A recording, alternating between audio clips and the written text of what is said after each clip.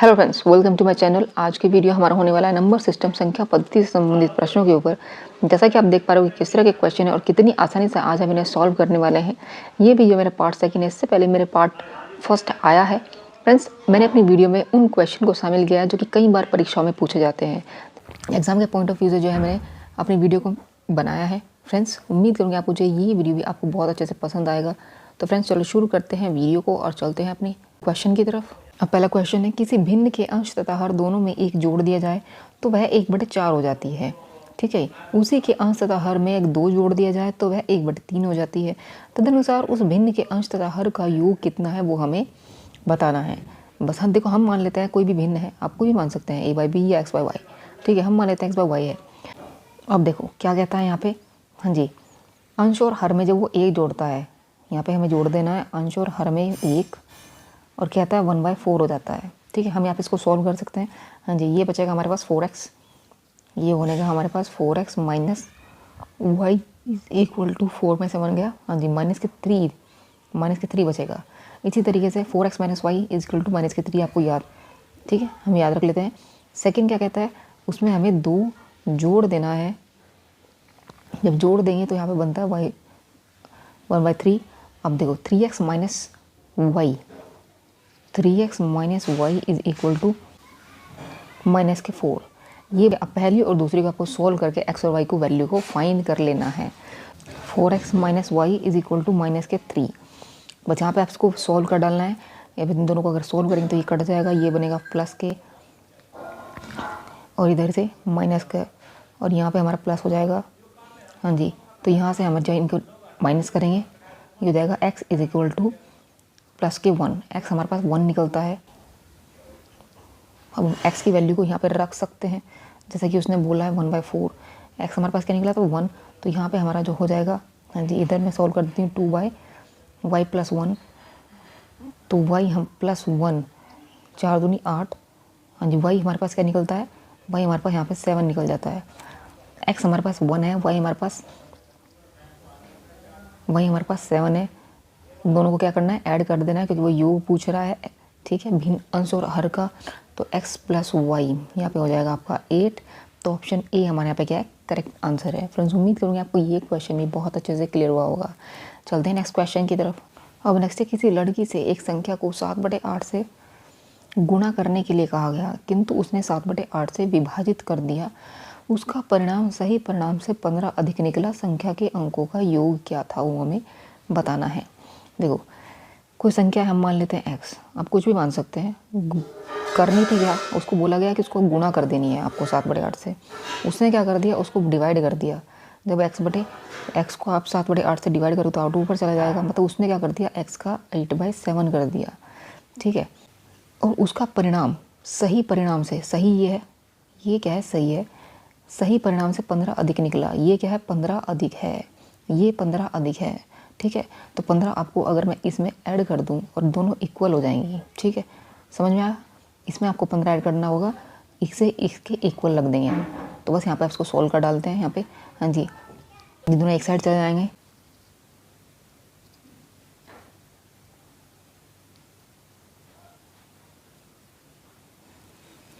और बस यहाँ से हम जो x की वैल्यू को फाइंड कर सकते हैं एलसीएम मेथड से, एलसीएम लेकर। ठीक है, तो यहाँ से हमारे पास बनेगा नीचे 7 × 56, 64 माइनस के 49। x हमारा जो है कॉमन है, 7 में चल रहा है, इजिकल टू 15। ठीक है,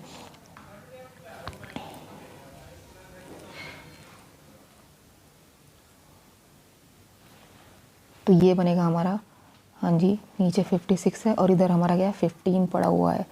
तो x यहाँ से हमारा जो है 56 निकल चुका है। ठीक है, अंकों x जो संख्या है हमारे पास 56 है। ठीक है, हमें क्या करना है, इसके अंकों का योग करना है। अंकों का योग मतलब 5 और 6 को आपको यहाँ पे जोड़ देना है। ये हो जाएगा हमारे पास, हाँ जी, 11। तो ऑप्शन डी हमारे यहाँ पे क्या है, करेक्ट आंसर होगा। फ्रेंड्स, उम्मीद करूँगी आपको जो ये क्वेश्चन भी बहुत अच्छे से क्लियर हुआ होगा। चलते हैं नेक्स्ट क्वेश्चन की तरफ। फ्रेंड्स, इसमें हम कोई शॉर्ट ट्रिक नहीं लगा सकते।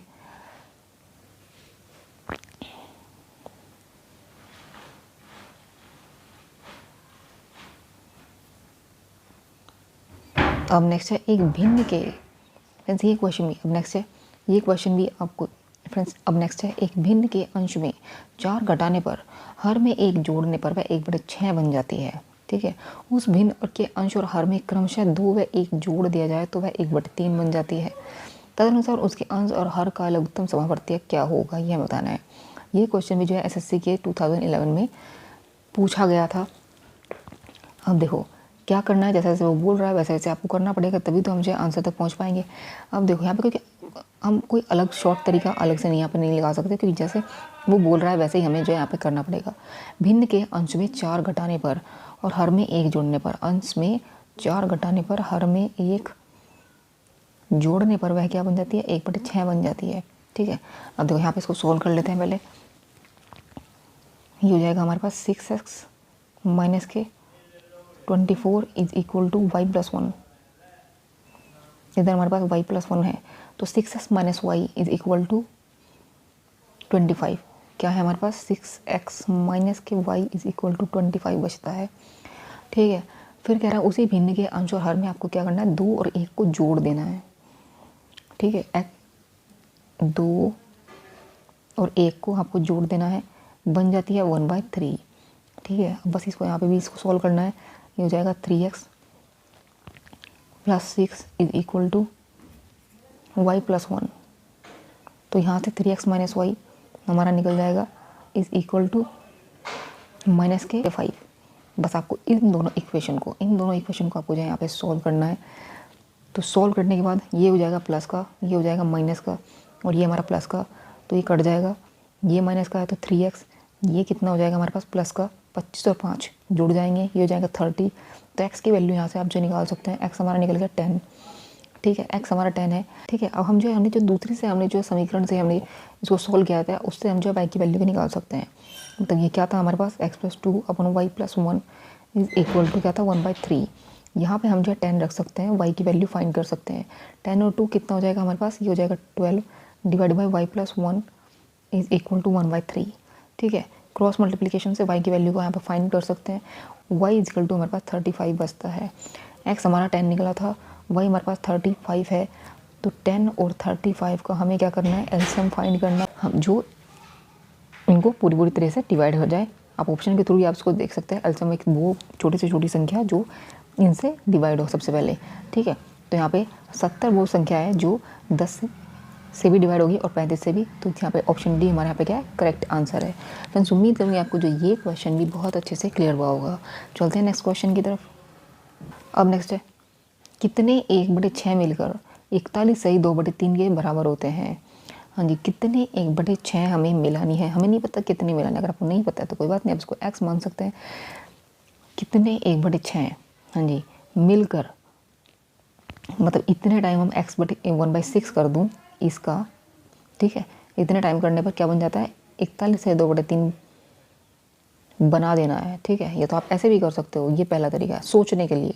ठीक है, दूसरा क्या है, वो भी बिल्कुल सेम ही होगा। यहाँ पे देखो x की वैल्यू को हमें फाइंड करना है, कितने में लाना है। ठीक है, कितने की वैल्यू को हमें फाइंड करना है, तो यहाँ से x इज इक्वल टू, पहले तो इसको सॉल्व कर लेते हैं। 41 से 2/3 मतलब कि ये हो जाएगा हमारे पास 125/3। ठीक है, तो यहाँ से x की वैल्यू को हम जो है फाइंड कर सकते हैं 125/3। x/6 है हमारा, तो 6 जो है हमारा इधर चला जाएगा, इधर से हटने के बाद। ठीक है, तो 3 दूनी 125 की गुना 2 में ये हो जाएगा 250। मतलब 250 टाइम अगर हम 1/6 करें तो हमें जो 41 से 2/3 प्राप्त होता है। ठीक है, दूसरा तरीका भी बिल्कुल वही है। आपको क्या करना है, आपको इस संख्या को, जो संख्या आई है, कितने के बराबर करना है। ठीक है, इतने बराबर हो जाती है, कितने 1/6 मिलकर, कितने का मतलब यहाँ पे सिर्फ डिवाइड की बात होती है। ठीक है, 1/6 आपको नीचे रखना है, बस इसको आपको यहाँ पे सॉल्व करना है, सेम ही आंसर आना है। ठीक है, तो वो आपका सोचने का तरीका, आप इसको किस तरीके से इसको सोचते हैं, और जिस तरीके से सोचोगे उसी तरीके से हम जो इसका आंसर को फाइंड कर सकते हैं। तो ऑप्शन सी हमारे यहाँ पे क्या है, करेक्ट आंसर होगा। मैं उम्मीद करूँगी आपको जो ये क्वेश्चन भी बहुत अच्छे से क्लियर हुआ होगा। चलते हैं नेक्स्ट क्वेश्चन की तरफ। अब नेक्स्ट है, एक 2 अंकों वाली संख्या में दहाई का अंक इकाई के अंक से 5 अधिक है। यदि उन दोनों अंकों के योगफल का 5 गुना उस संख्या से घटा दिया जाए तो उस संख्या के अंक जो है उलट जाते हैं। तदनुसार उस संख्या के अंकों का योगफल कितना है, ये हमें फाइंड करना है। देखो जैसा वो बोल रहा है वैसे वैसे आप करते चले जाओ। 2 अंकों की संख्या है, देखो जब हम 2 अंकों की संख्या बनाते हैं तो 10x + y लिखते हैं, ठीक है। ये हमारे पे 2 अंकों की संख्या होती है, जहाँ पे दहाई पे हमारे पास x होता है और इकाई पे y, ठीक है।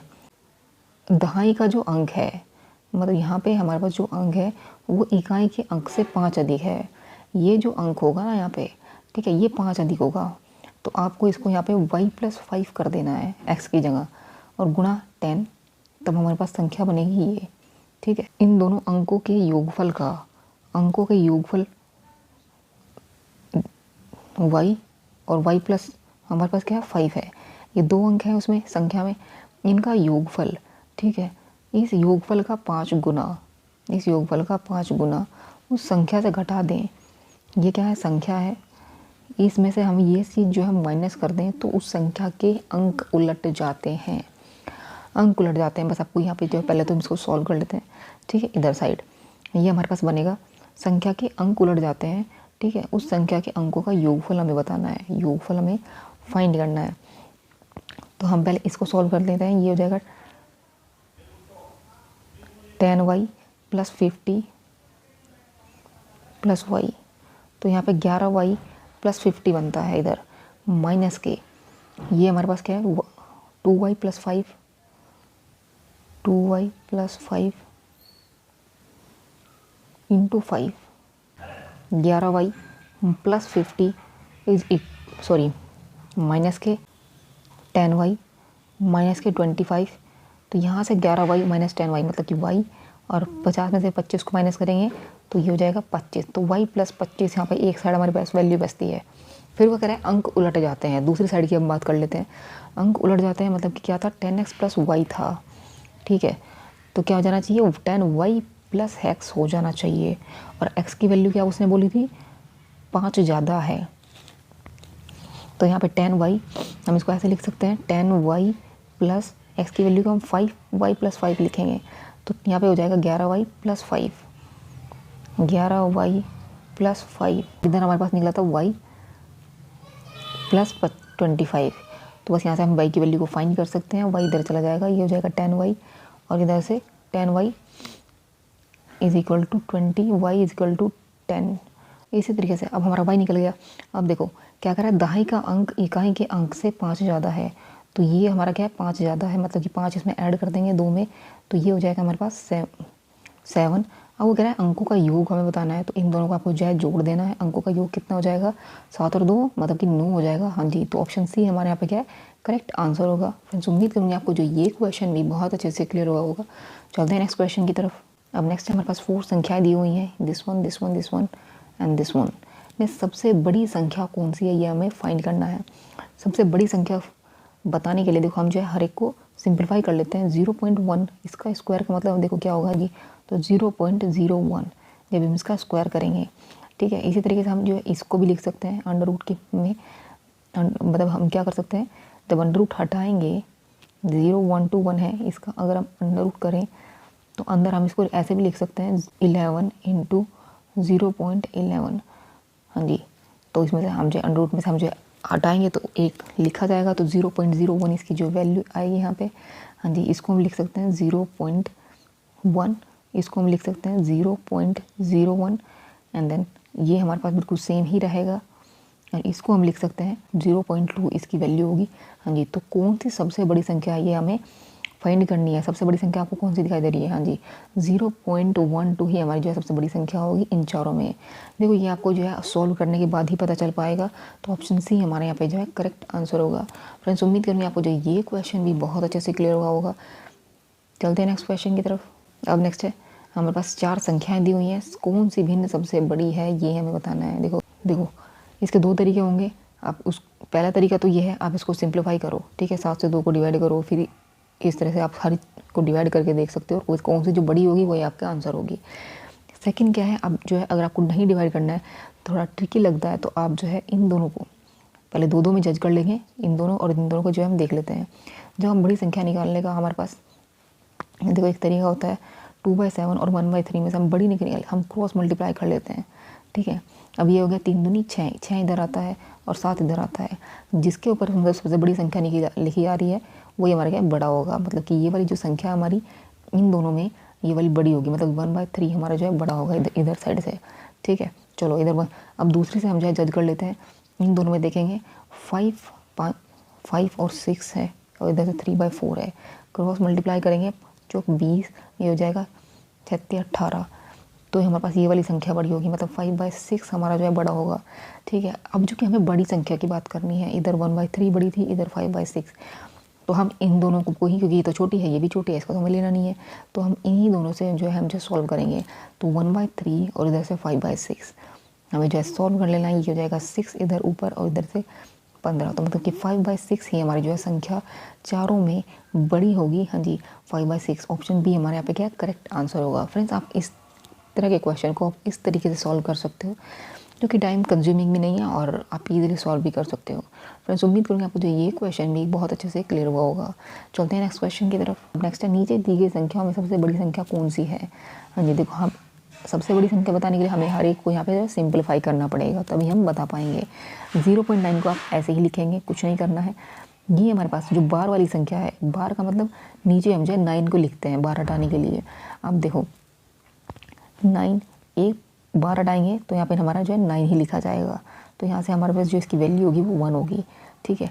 इसी तरीके से अगर हम इसकी बात करें, थर्ड नंबर पे ये हो जाएगा, अगर हम बार हटाएंगे ऊपर 9 लिखा जाएगा, बार हट जाएगा, ठीक है।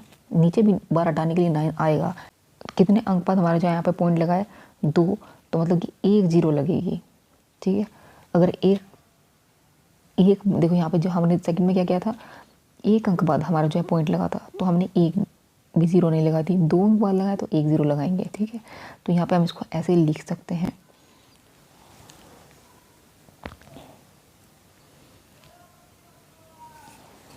तो ये हो जाएगा हमारे पास, हाँ जी, 1/10। यहाँ से 1, यहाँ से 0.9 ही है और इधर से 1/10। फोर्थ नंबर को हम लिखेंगे कैसे, इसको हम लिखेंगे, देखो 2 पर उसने जो है बार दे रखा है, जब 2 पर बार का मतलब 2 बार 9 ज़रूर आएगा, ठीक है। ऊपर एक बार तो 9 है, वो तो रहेगा ही क्योंकि हम जो बार हटा चुके हैं। 2 पर बार है तो 2 तो 9 आने ही आने हैं, ठीक है। यहाँ पे कोई भी कितने पॉइंट बाद हमारे पास जो 0 है वो नहीं लगेगी, यहाँ पे सिर्फ क्योंकि बार उसने हमने जो है बार हटा दिया है, तो यहाँ पे इसकी वैल्यू जो होगी वो सिर्फ यही होगी। इसकी वैल्यू हमारे पास क्या थी, 9/9 और 0 थी। इसकी वैल्यू हमारे पास क्या थी, 9/9 थी और इसकी वैल्यू 0.9। तो बस यहाँ पे आपको बताना है कि कौन सी संख्या सबसे बड़ी होगी। ये 1 है, ये 0.9 है और ये 1 है, और ये हमारे पास क्या 1/10 है, और ये हमारे पास क्या 1/11 है। ये तो कौन सी संख्या सबसे बड़ी होगी, मतलब कि 0.9 हमारे पास जिसके ऊपर बार है एक बार, वो हमारी सबसे बड़ी संख्या होगी। देखो आपको इसको याद ही रखना पड़ेगा। तो इन दोनों में आपको जो है डिफरेंस हम जो है देख लेते हैं, क्योंकि इतना जो है बच्चों को समझना बहुत ज़रूरी है। यहाँ पे देखो हमने जो है 9 क्या लिखा, हमने 9/9 बार हटाए तो 9 तो ज़रूर आएगा, क्योंकि इसके ऊपर बार नहीं है तो यहाँ पे हम 0 ज़रूर लगाएंगे। अब हमने यहाँ पे क्या है बार हटाया तो 9 ही बच गया हमारे पास सेकंड में। अब देखो कितने जो ऊपर लगाया, 2 पर बार लगाया तो 2 पर तो हमें 9 लगाना पड़ेगा, क्योंकि और हमारे पास कोई 0 नहीं है, जिसके ऊपर बार नहीं है तो हम यहाँ पे 0 भी ऐड नहीं कर सकते। तो इसके लिए इसकी वैल्यू को ये हम लिखते हैं, इसकी वैल्यू को हम ये इस तरह से लिखते हैं। ये आपको याद रखना पड़ेगा फ्रेंड्स, जब भी आप जो है क्वेश्चन को सॉल्व कर पाएंगे। फ्रेंड्स, उम्मीद करूँगी आपको जो ये क्वेश्चन भी बहुत अच्छे से क्लियर हुआ होगा। चलते हैं नेक्स्ट क्वेश्चन की तरफ। अब नेक्स्ट है, 5 अंकों वाली सबसे छोटी संख्या जो 476 से पूर्णतः विभाजित होती है वो हमें बतानी है। देखो 2 तरीके हैं, आप या तो इसको ऑप्शन के थ्रू करिए, ठीक है। जब आप ऑप्शन के थ्रू करेंगे तो आपको क्या करना है, 476 से पूर्णतः विभाजित हो जानी चाहिए, और वो भी सबसे छोटी संख्या होनी चाहिए, बड़ी संख्या नहीं होनी चाहिए, ठीक है। दूसरी चीज़ क्या है, आप इसको जनरल तरीके से कर सकते हैं। अब हम उसको समझते हैं कैसे। देखो 476 से पूर्णतः विभाजित हो, पहले तो सबसे छोटी संख्या 5 अंकों की क्या होगी, हाँ जी, ये होगी हमारे पास 5 अंकों की सबसे छोटी संख्या। मतलब कि अगर आप एक भी कम कर दोगे ना तो वो 4 अंकों की बन जाएगी। तो यही हमारे पास क्या है, सबसे छोटी संख्या है, वो भी 5 अंकों की है, ठीक है। फिर वो कहता है 476 से आपको इसको पूर्णतः डिवाइड हो जानी चाहिए वो, ठीक है। इससे आगे भी जो है 5 अंकों की संख्या ही बनेगी, 10,000 से आगे जो है आपकी 5 अंकों की संख्या बनेगी। जो 476 से पूर्णतः डिवाइड हो जानी चाहिए वो हमें फाइंड करनी है। इससे कम तो आपको नहीं चलेगी, वो 4 अंकों की हो जाएगी, ठीक है। तो अब आपको 476 से पहले इसको डिवाइड करके देख लेना है। जब आप डिवाइड करोगे तो आपको क्या निकलता है, ये आपको यहाँ पे जो है सॉल्व करना है। जब आप डिवाइड करोगे तो यहाँ पे मैं आपको सॉल्व कर रही हूँ, डिवाइड करोगे तो यहाँ पे शेष आपको जो है 4 बचेगा, शेष आपका जो है 4 बचेगा डिवाइड करने के बाद। ठीक है, अब हमें देखो, हम 10,000 पर हम बैठे हैं। ठीक है, अब आपको जो है थोड़ा आगे बढ़ना पड़ेगा 476 से डिवाइड होने के लिए। 4 हमारा क्या है, एक्स्ट्रा है। ठीक है, तो हम जो है हम क्या करेंगे, सबसे छोटी संख्या निकालने के लिए 10,000 में हमें थोड़ा आगे बढ़ना है। आगे बढ़ना है मतलब जोड़ना है, तो 476 में से हमें जो है इस 4 को माइनस करना पड़ेगा और इस 4 को ऐड कर दें, मतलब इस जो संख्या आएगी 4 माइनस करने के बाद वो जो है पूरी तरह से 476 से पूरी तरह से डिवाइड हो जाएगी। तो यहाँ पे 472। ठीक है, 10,000 में जब हम 472 हम ऐड कर देंगे तो हमारा जो है ये जो संख्या है ये पूरी तरह से यहाँ पे जो है डिवाइड होगी। 4 हमने इसीलिए हमने जो है इसमें से माइनस कर दिया क्योंकि 4 जो है शेष बच रहा था। ठीक है, 4 शेष बच रहा था डिवाइड होने के बाद। अब ये जो संख्या है ये मल्टीपल है 476 का, मतलब कि सब कुछ टाइम अगर हम इसको मल्टीप्लाई करें तो ये संख्या बनेगी जो पूरी तरीके से, मतलब इसमें कुछ भी शेष नहीं बचेगा, मतलब कि ये जो है पूरी तरह से 10,472 476 से पूरी तरह से यहाँ पे डिवाइड होगी। तो ऑप्शन डी हमारे यहाँ पे क्या है, करेक्ट आंसर होगा। तो उम्मीद करूँगी आपको जो है बहुत अच्छे से क्लियर हुआ होगा किस तरह से हम जो है क्वेश्चन को कर रहे हैं। यहाँ पे चलते हैं नेक्स्ट क्वेश्चन की तरफ। अब नेक्स्ट निम्न में सबसे छोटी भिन्न कौन सी है वो हमें फाइंड करनी है। ठीक है, देखिए जैसे कि मैंने आपको पहले वाले क्वेश्चन में समझाया, हम उसको इसी के अनुसार करेंगे। पहले तो आपको बेसिक तरीका आपको देख लेना है कि आपको हर एक को जो है सॉल्व करना है, डिवाइड करके देख लेना है, फिर जो सी सबसे छोटी होगी वही आपका आंसर होगा। फिर आप दो में भी जो है आप चेक कर सकते हैं, जैसे कि हमने पहले वाले में किया है, तो दो में चेक करके देख लेते हैं। यहाँ पे इन दोनों में गुना करेंगे तो ये हो जाएगा हमारे पास, ये हो जाएगा 264 इधर, और 15 की गुना 14 में करेंगे 10, इधर 264 है, इधर 210 है, मतलब 14/33 हमारे पास क्या है, छोटी संख्या है। ठीक है, तो इसको आपको देख लेना है। फिर इन दोनों में देखते हैं कौन सी सबसे छोटी संख्या होगी। हाँ जी, पहली तो बात, अगर आप इन दोनों में देखो, सबसे आपको इसमें गुणा भी करने की ज़रूरत नहीं है क्योंकि नीचे हमारे पास जो हर है वो सेम ही आ रहा है। तो सबसे छोटी कौन होगी, 7 ही होगी हमारे पास सबसे छोटी। ठीक है, 7/13 वाली हमारी क्या होगी, छोटी होगी। अगर हर सेम है तो आप ऐसा सोच सकते हैं। ठीक है, तो 7/13 छोटी, इधर 14/33 छोटी। इन दोनों में हम देखते हैं कौन सी सबसे छोटी है। अब गुणा करके देख सकते हैं।